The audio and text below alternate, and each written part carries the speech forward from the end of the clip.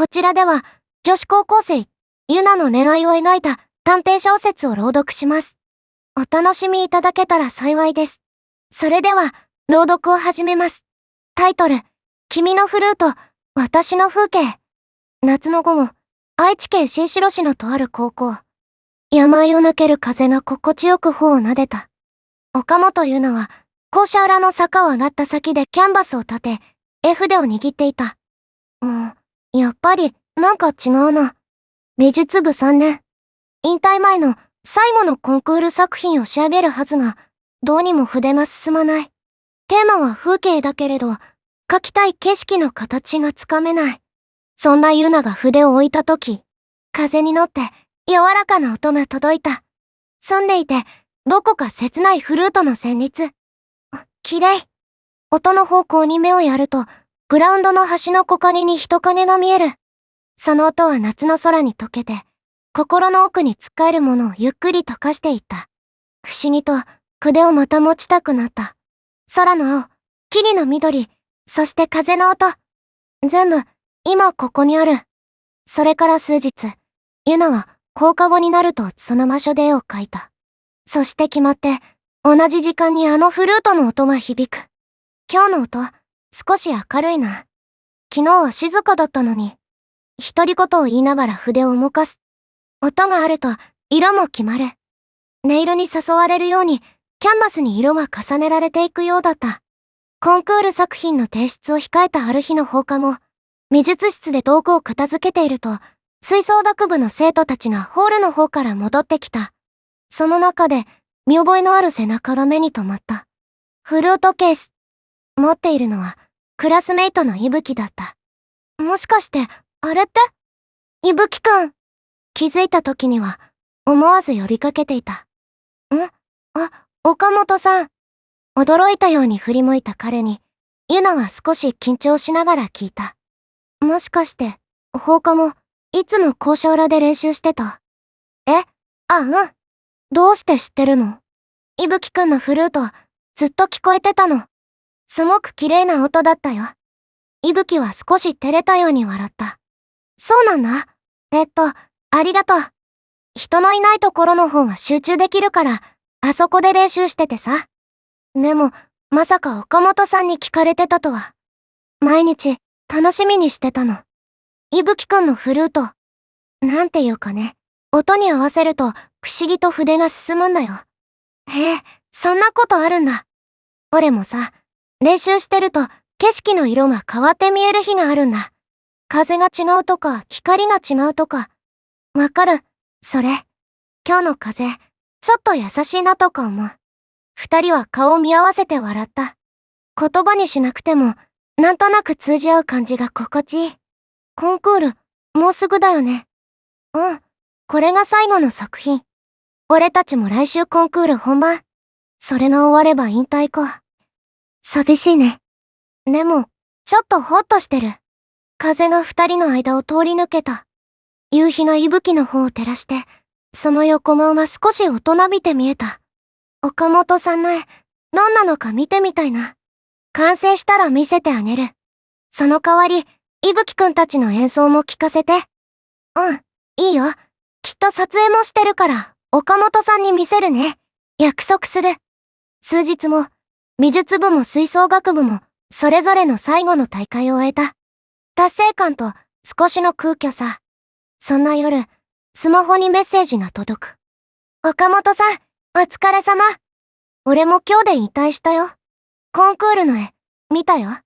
すごく温かい感じがした。ユナは思わず微笑んだ。ありがとう。胸の奥で、あの音色が蘇る。伊吹くんのフルートをいつも聴きながら描いてたんだ。あの作品が完成したのは、伊吹くんのおかげだよ。感謝してる。送信して少し迷い、もう一文、ユナは追伸のメッセージを打った。今度カフェでも行かない？お互い、お疲れ様って言いたくて。あと、私は伊吹くんに感謝もちゃんと伝えたい。画面を見つめる指先が少し震える。数分も、返事が届いた。うん、いいね。俺も、岡本さんの絵を見たとき、すごくいい気持ちになったんだ。それの感謝もちゃんと伝えたいな。じゃあ、来週の土曜はどう？短いけれど、温かいメッセージだった。ユナはふっと息をついて、夜空を見上げた。ありがとう、いぶきくん。来週の土曜、OK だよ。夏の終わりの風がカーテンを揺らし、あのフルートの音が遠くで聞こえた気がした。見上げた空が、ユナの心の中で少し色を変えた気がした。優しくて、穏やかで、暖かい空の色に。これが、私の風景。心の中でそうつぶやきながら、ユナは静かに笑った。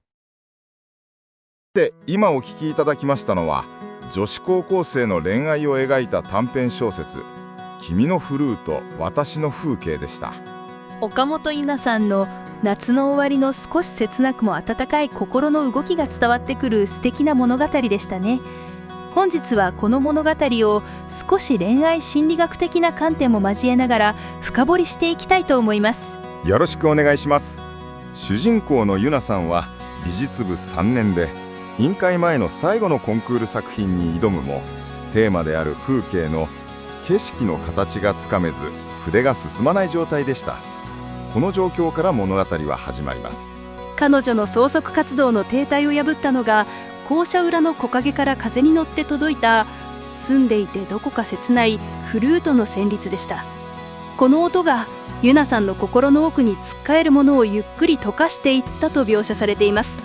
心理学的に見ると、ヨナさんは一種の創造的な停滞に陥っていたわけですが、いぶきくんのフルートの音色という環境刺激が彼女の認知を大きく変えたと言えます。音があることで色が決まり、音色に誘われるようにキャンバスに色が重ねられていくという描写が非常に印象的です。そうですね。音の方向を見たとき、グラウンドの端の木陰に人影が見えるわけですが、この時点ではまだ話していません。それでも数日間、ゆなさんは決まって同じ時間に響くフルートの音を頼りに絵を描き続けました。この決まった時間に音を届けてくれる存在が、彼女にとって安全基地のような役割を果たしていたのかもしれません。しかも彼女は、今日の音少し明るいな、昨日は静かだったのにと音色のわずかな変化を捉えています。これはまだ見ぬいぶきくんの感情や状態に無意識のうちに共鳴し始めていた証拠でしょう。そしてフルートケースを持っていたクラスメートのいぶきくんに気づいて思わず声をかけるシーン。ここで初めて2人の対話が生まれるわけですが、彼らの会話はとてもスムーズでした。ゆなさんが音に合わせると不思議と筆が進むんだよと伝えると、いぶきくんも、俺もさ、練習していると景色の色が変わって見える日があるんだ。風が違うとか光が違うとか。この通じ合う感覚がこの物語の核ですね。言葉にしなくてもなんとなく通じ合う感じが心地いいと2人は感じています。これはお互いの感覚の交換が行われていたことを示しています。ゆなさんの視覚的な創作活動といぶきくんの聴覚的な表現活動が校舎裏という同じ風景の中で呼応し合っていたのです。まさにいぶきくんは人のいないところで集中したいから校舎裏で練習していたわけですが、その集中が生んだ音が別の場所で集中して描いているゆなさんの絵を完成へと導いた、非常にロマンチックな相互作用です。そして最後のコンクールを終え、達成感と少しの空虚さが残る夜、いぶきくんからのメッセージが届きます。コンクールの絵見たよ、すごく温かい感じがしたという感想。ゆなさんはこの言葉を受けて、胸の奥であの音色がよみがえるとあります。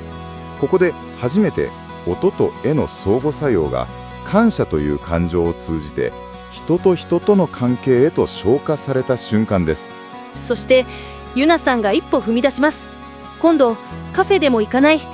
お互いお疲れ様って言いたくて、あと私はいぶきくんに感謝もちゃんと伝えたいとメッセージを送るんですね。画面を見つめる指先が少し震えるという描写に彼女の緊張が伝わってきます。このメッセージは非常に正直で、感謝という名目帳に親密性の要求を行っています。これに対していぶきくんの返事がまた素晴らしい。いいね。俺も岡本さんの絵を見たときすごくいい気持ちになったんだ。